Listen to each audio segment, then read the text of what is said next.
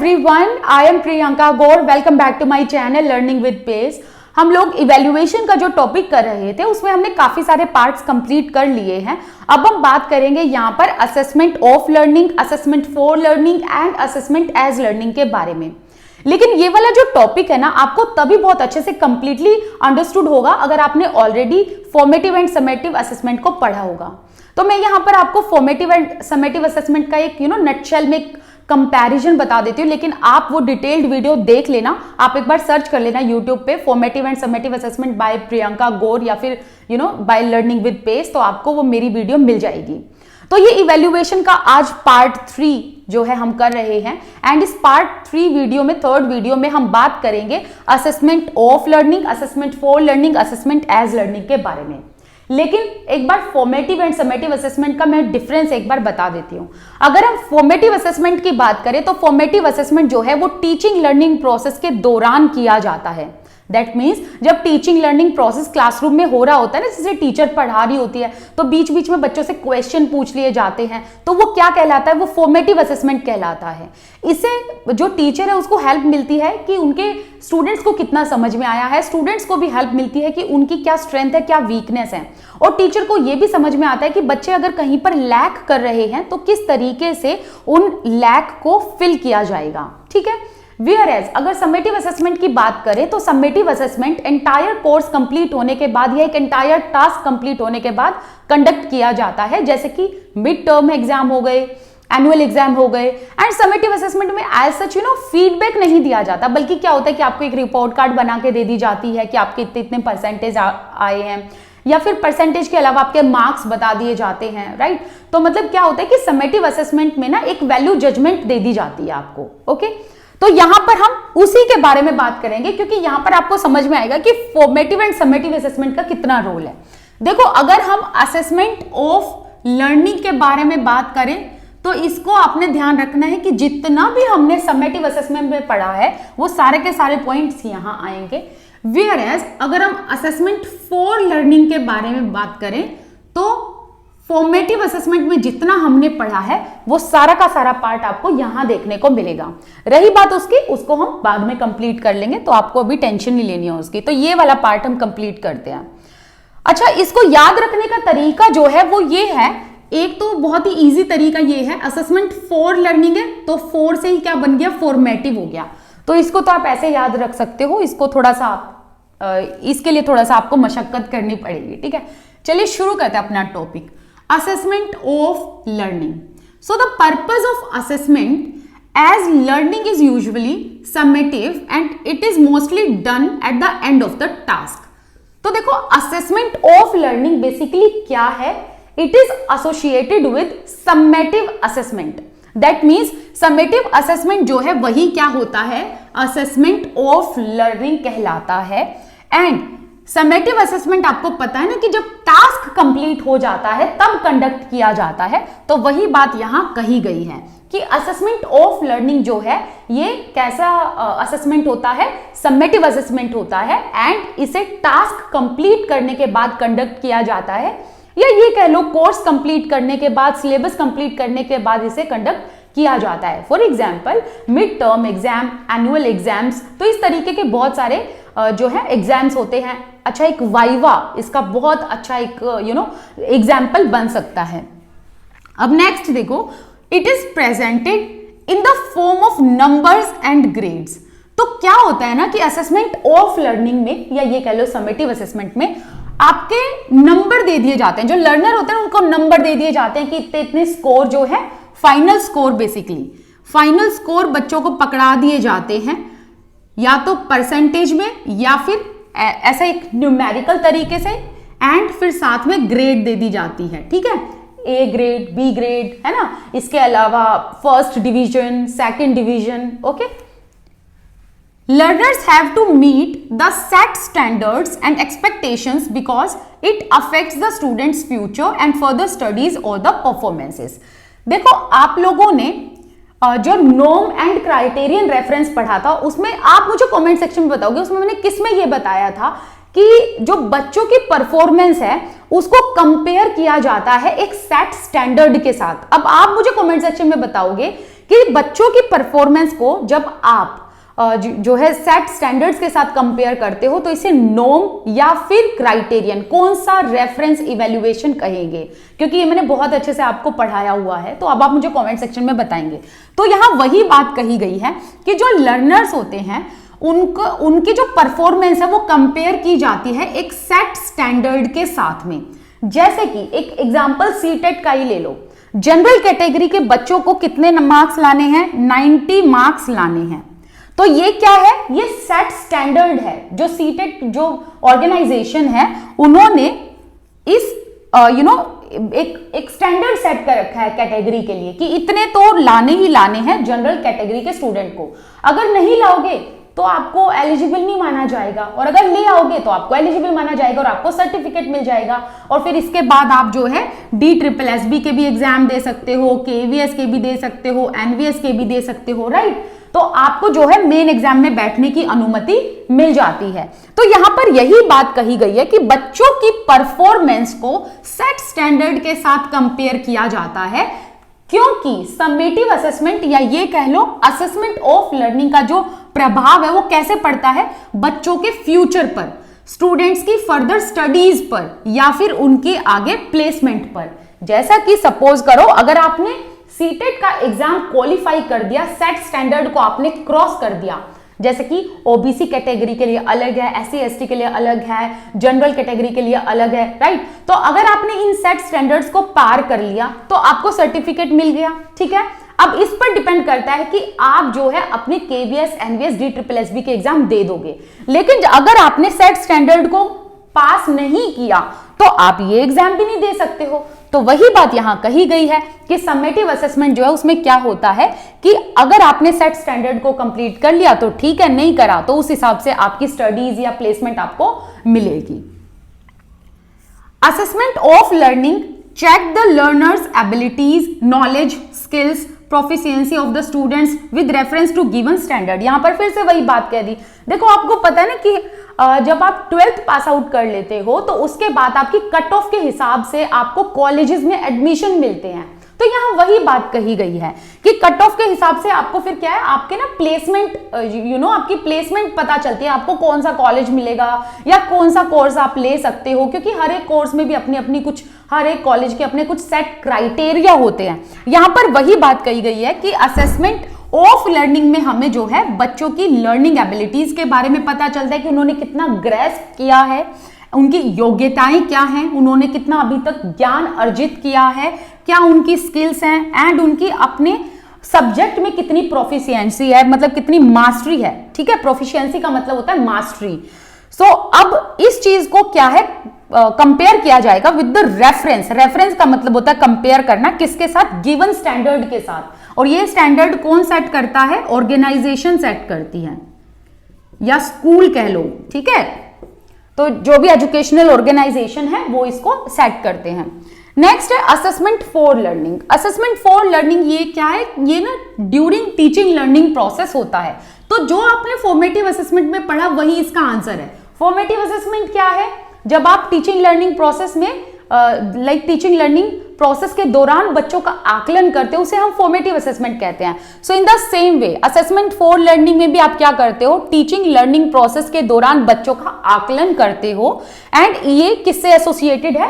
Formative assessment से। इसके अलावा डायग्नोस्टिक मेथड ऑफ इवैल्यूएशन से भी ये एसोसिएटेड है। अब डायग्नोस्टिक मेथड का मतलब ये है कि फॉर्मेटिव असेसमेंट में या ये कह लो असेसमेंट फॉर लर्निंग में होता ये है कि बच्चे की वीकनेस के बारे में पता लगाकर उसका फीडबैक तैयार किया जाता है और फीडबैक दे दिया जाता है और उसके हिसाब से उसको डायग्नोज किया जाता है ताकि उसकी लर्निंग का जो गैप है उसे फिल किया जा सके। तो डायग्नोस्टिक का मतलब हुआ रेमेडियल्स, है ना। जैसे सपोज करो कोई पेशेंट है, डॉक्टर के पास जा रहा है, पेशेंट पूरा चेकअप करता है, कहां पर पेशेंट को डॉक्टर पूरा चेकअप करता है पेशेंट का कि भाई पेशेंट को कहाँ दिक्कत है और फिर उसको डायग्नोज करता है, डायग्नोज करके उसी के अकॉर्डिंग जो है उसका इलाज किया जाता है, तो इसे कहते हैं diagnostic. So in the same वे बच्चों की भी जहां पर लर्निंग में गैप आ रहा है या लैक आ रहा है उसको फिल किया जाता है रेमेडियल्स प्रोवाइड करके, उसी को कहते हैं डायग्नोस्टिक मेथड। अब ये डायग्नोस्टिक मेथड यहां नहीं होता, समेटिव में नहीं होता, फॉर्मेटिव में होता है। क्यों? क्योंकि यहां फीडबैक दिया जाता है ना, और जहां पर फीडबैक दिया जाता है वहां पर स्कोप होता है इंप्रूवमेंट का। आई बात समझ में? Learners become conscious about what, okay 2 बार लिख दिया, कोई दिक्कत नहीं है। लर्नर्स बिकम कॉन्शियस, लर्नर्स को अपने बारे में यह पता चलता है कि उनसे ना कितनी तो एक्सपेक्टेशंस की जा रही है, एंड या फिर ये कह लो कितनी उनकी वीकनेस है, या उनके पास कितनी स्ट्रेंथ है, या कितना पोटेंशियल है।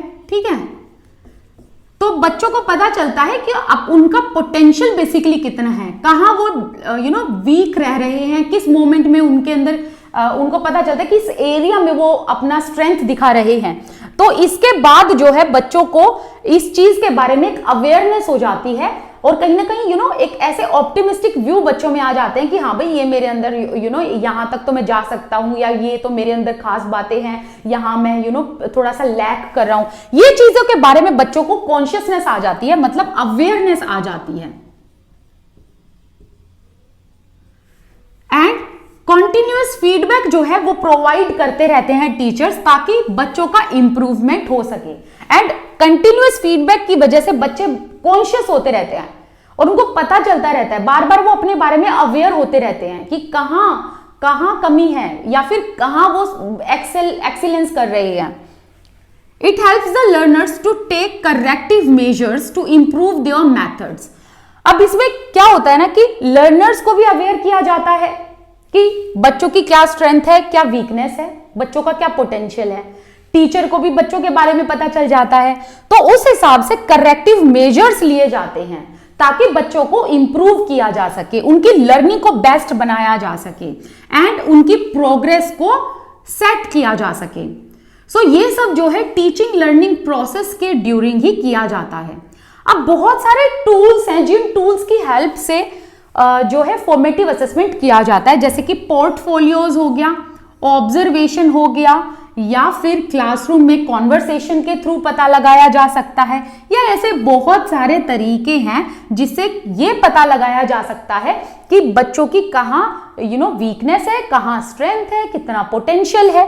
और ये जो पोर्टफोलियोज और ये सब टूल्स है ना, इनके बारे में मैं आप लोगों को इससे नेक्स्ट वाली वीडियो में बताऊंगी, तो टेंशन नहीं लेना, सारे के सारे टूल्स भी हम करेंगे। Okay, it encourages a flexible teaching learning process. Flexible का मतलब ये है कि यहां पर ना कुछ भी चीज स्टैटिक नहीं है। फ्लेक्सिबल का मतलब यहां ये है कि अगर कुछ 30 बच्चे हैं, 30 बच्चों में से 15 बच्चे तो फास्ट लर्नर हैं, और सपोज करो 15 बच्चे ऐसे हैं जो थोड़े से स्लो एंड मॉडरेट लर्नर हैं, तो teacher in slow and moderate learner को ध्यान में रखकर मेथड्स को यूज करेंगी एंड तब बच्चों को पढ़ाएंगी। सो दैट मीन्स ये एक ऐसा असेसमेंट है जो टीचिंग लर्निंग प्रोसेस को फ्लेक्सिबल बनाता है, बिकॉज असेसमेंट फॉर लर्निंग या ये कह लो फॉर्मेटिव असेसमेंट, इससे जब टीचर को ये पता चलता है कि हमारा बच्चा जो है यहाँ लैक कर गया है, हमारे बच्चे में यहाँ कमी रह गई है, तो क्यों ना इस कमी को इस हिसाब से फिल किया जाए कि बच्चे को मोनोटोनस भी फील ना हो एंड बच्चा लर्निंग प्रोसेस में अच्छे से एक्टिवली पार्टिसिपेट भी करे। तो इसके लिए टीचर क्या करती है, तरह तरह के टीचिंग मेथड्स अपनाती है, तरह तरह के करेक्टिव मेजर्स अपनाती है according to the need of the children. Okay, और इसीलिए हम कह सकते हैं कि इससे जो है इस असेसमेंट से टीचिंग लर्निंग प्रोसेस फ्लेक्सिबल होता है। ओके, नेक्स्ट है assessment as learning. Assessment as learning क्या है? इसमें सारा का सारा रोल लर्नर्स का होता है। लर्नर्स को बेसिकली अपने बारे में ये अवेयरनेस हो जाती है कि उनकी लर्निंग कैसी है।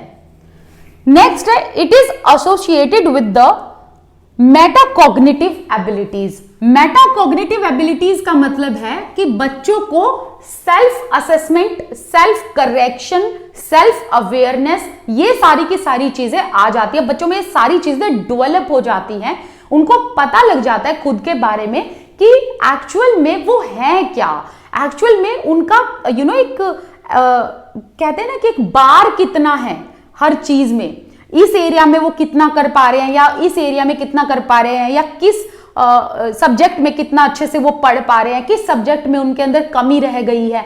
ये सारी की सारी चीजें मेटा कॉग्निटिव एबिलिटीज में आती हैं। It makes learners more responsible for their own learning. तो जब बच्चों को बार बार अपने बारे में अवेयरनेस होती रहती है, सेल्फ असेसमेंट बार बार बच्चों को मिलता रहता है, तो क्या होता है, बच्चे जो है रिस्पॉन्सिबल बनते हैं कि उनको जो है किस तरीके से लर्निंग करनी है।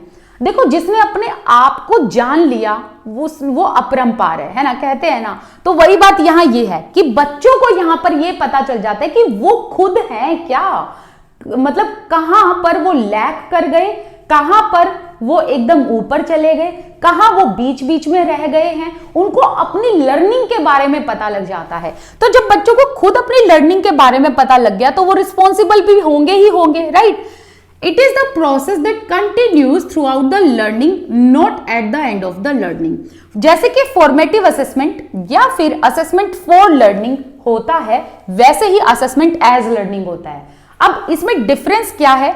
इसमें डिफरेंस ये है कि फॉर्मेटिव असेसमेंट में टीचर का भी रोल है, यहां पर सारा का सारा रोल बच्चे का है, सेल्फ अवेयरनेस का है, सेल्फ करेक्शन का है, मेटा कॉग्निशन अप्रोच का है। ओके, नेक्स्ट है लर्नर्स डू। अच्छा, एक और चीज यहां शायद मैं बताना भूल गई कि ये वाला जो असेसमेंट है ये टीचिंग लर्निंग प्रोसेस के दौरान चलता रहता है, ना कि एंड में होता है। एंड में नहीं होता, एंड में तो सिर्फ और सिर्फ ये वाला असेसमेंट होता है, which is called assessment of learning. Learners do self assessment, फिर से वही बात आ गई कि बच्चे जो अपना सेल्फ असेसमेंट करते रहते हैं, खुद आकलन करते रहते हैं, खुद की एबिलिटीज कैपेबिलिटीज के बारे में पता चलता है।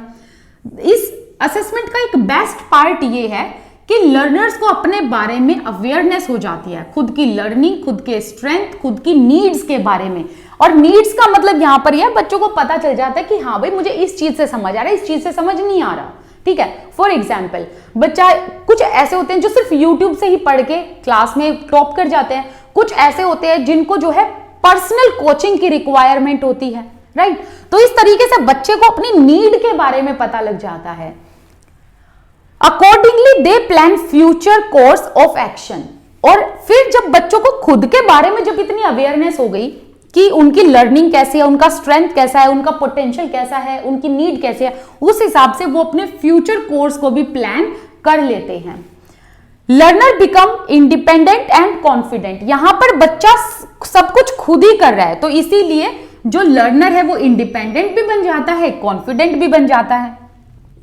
यहां पर एक ऑप्टिमिज्म देखने को मिलता है। ऑप्टिमिज्म अप्रोच का मतलब यह है, यहां ना बच्चा अपनी वीकनेस ही नहीं बल्कि उसके साथ साथ अपना पोटेंशियल, अपनी स्ट्रेंथ, इन सबको भी ध्यान में रखता है, एबिलिटीज, कैपेबिलिटीज। तो कहीं ना कहीं यहां पर हमें आशावादी जो किरण जो है वो देखने को मिलती है, आशावाद की किरण है ना, ऑप्टिमिज्म हमें यहां देखने को मिलता है बच्चों में, क्योंकि यहां से बच्चे जो है इंडिपेंडेंट भी बनते हैं, कॉन्फिडेंट भी बनते हैं, उनको पता चलता है कि उनकी नीड क्या है और उनका फ्यूचर क्या हो सकता है, कौन सा कोर्स में वो अप्लाई कर सकते हैं। देखो, ऐसा होता है ना, जब बच्चों को यही समझ आ गई कि उनका साइंस में ज्यादा इंटरेस्ट है, कि उनका आर्ट्स में ज्यादा इंटरेस्ट है, कि उनका किस चीज में ज्यादा इंटरेस्ट है, या फिर क्रिएटिव फील्ड में वो जाना चाहते हैं जैसे कि पेंटिंग एंड ऑल, या फिर स्पोर्ट्स में वो जाना चाहते हैं, तो उससे बच्चे जो है अपना फ्यूचर कोर्स ऑफ एक्शन जो है वो प्लान करके उसमें जब पार्टिसिपेट करेंगे तो उससे होगा क्या,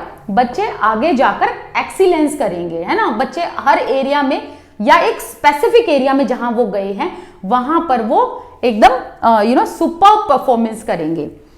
अब चलो सुपर परफॉर्म करेंगे। अब चलो ये वाला जो पार्ट है हमारा कंप्लीट होता है। कहीं कोई डाउट है मुझे बता देना, लेकिन इनको मैं एक नटशल में समझा देती हूं। अगर हम असेसमेंट ऑफ लर्निंग के बारे में बात करें तो ये कोर्स के एंड में कंडक्ट किया जाता है, फीडबैक नहीं दिया जाता।